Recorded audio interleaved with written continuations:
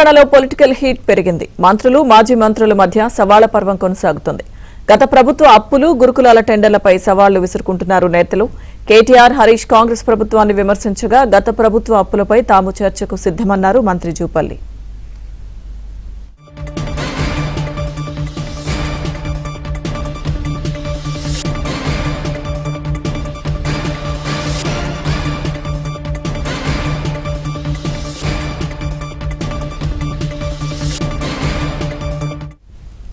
అటు గురుకులాల టెండర్లలో అవినీతి ఆరోపణలు నిరూపిస్తే రాజీనామా చేస్తానని మంత్రి అడ్లూరి లక్ష్మణ్ సవాల్ విసిరారు. హరీష్, కేటీఆర్తో బహిరంగ చర్చకు సిద్దమని మంత్రులు పొన్నం, అడ్లూరి, అజారుద్దీన్ తెలిపారు.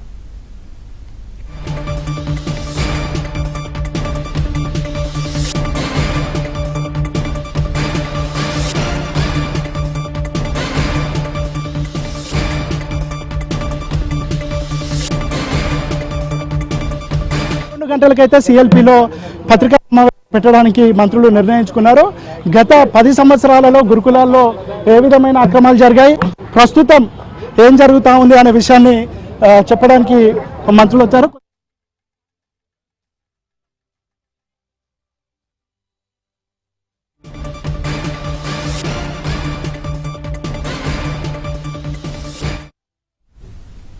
ఇప్పటికే తెలంగాణ భవన్ కు కేటీఆర్, హరీష్ రావు వెళ్లారు. అటు గన్ పార్క్ కు మంత్రులు అడ్లూరి, పొన్నం, అజారుద్దీన్ వెళ్లారు. మాజీ మంత్రులు చర్చకు రెడీ అంటే సోమాజిగూడ ప్రెస్ క్లబ్ కు వస్తామని మంత్రులు తెలిపారు. వాళ్ళ యొక్క ఆధ్వర్యంలో పట్టిన పని జరిగింది. వాళ్ళే 2023 తర్వాతనే ఈ రాష్ట్ర ప్రజాపాలన వచ్చింది. మరి వాళ్ళ అధికారులు ఉన్నారు వెల్ఫేర్ డిపార్ట్మెంట్లో, అన్ని వెల్ఫేర్ డిపార్ట్మెంట్లు వాళ్ళే అధికారులు ఉన్నారు. మరి వాళ్ళ అధికారులు ఉన్నారు. ఓపెన్ టెండర్ విషయం, ఆన్లైన్ టెండర్ విషయం, భారతదేశంలో ఉన్నటువంటి అన్ని పత్రికల లోపల నోటిఫికేషన్ ఇష్యూ ఇవ్వడం జరిగింది. భారతదేశంలో ఉన్నటువంటి అందరూ కూడా పార్టిసిపేషన్ చేయడం జరిగింది. దానికి వ్యతిరేకంగా కూడా హైకోర్టు కూడా అప్రోచ్ అయ్యారు.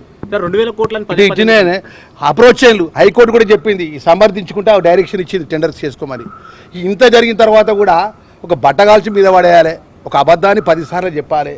ఆర్ఎస్ ప్రవీణ్ కుమార్ ఏంటండి ఏ స్థాయిలో మాట్లాడుతుండే ఆయన ఒక ఐపీఎస్ 9 సంవత్సరాలు చేసిండు. గురుకులాలు చేసినటువంటి ఆయన భాగవతం అంతా ఇప్పుడు మా అధికారికి సంబంధించిన మా కాంగ్రెస్ పార్టీ శ్రేణులంతా కూడా గన్ పార్క్ దగ్గర ఉన్నారు. గన్ పార్క్ దగ్గర వాళ్ళు మొత్తం ఆధారాలతో సహా మొత్తం ఉన్నారు. వాళ్ళు జవాబు చెప్పడానికి సిద్ధంగా ఉన్నారు. లేదు మాజీ ముఖ్యమంత్రి ఏదైతున్నాడో కేసీఆర్ గారిని లెటర్ ఇవ్వనండి. మొత్తం ఏదైతే ఇలా కేటీఆర్ కూడా మాట్లాడింది కదా, బహిరంగ చర్చ చెట్ల కాడ గుట్టల కాడ ఎందుకు, ప్రెస్ క్లబ్ల కాడ చర్చ ఎందుకు? ఒకటేనా అన్న ఒకటే నేను చెప్పేది, నేను రిక్వెస్ట్ చేసేది ఒకటే రిక్వెస్ట్ ఏంటంటే మిమ్మల్ని అందరి మీడియా తెలంగాణ ప్రజానికల పక్షాన, తెలంగాణ ప్రజల పక్షాన శాసనసభ్యుడిగా, వెల్ఫేర్ మినిస్టర్గా నేను మనవి చేస్తున్నా. మాజీ ముఖ్యమంత్రి కేసీఆర్ గారు ఫామ్ హౌస్లో ఉన్నాడు. వారిని రేపు పొద్దున లెటర్ ఇవ్వనండి. మా దగ్గర ఆధారాలు ఉన్నాయి.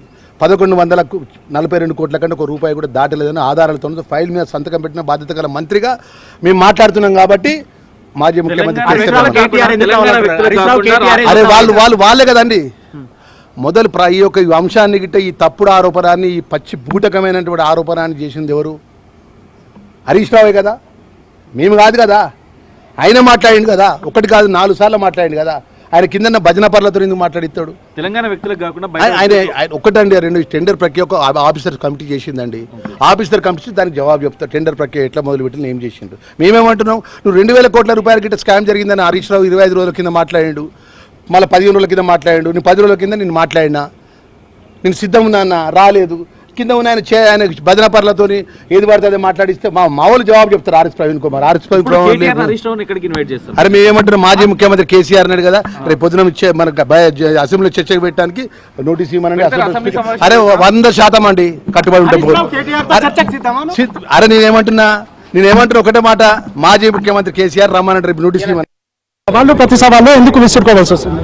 తెలియదు వారు ఎందుకు మరి ఒట్టే బట్టగాల్చి మీద వారేసి అసలు మొత్తం వాస్తవం అమౌంట్ అంత కాకపోతే అంత కరప్షన్ అయిందనేటప్పుడు అందుకు సంబంధించి మాట్లాడదాం.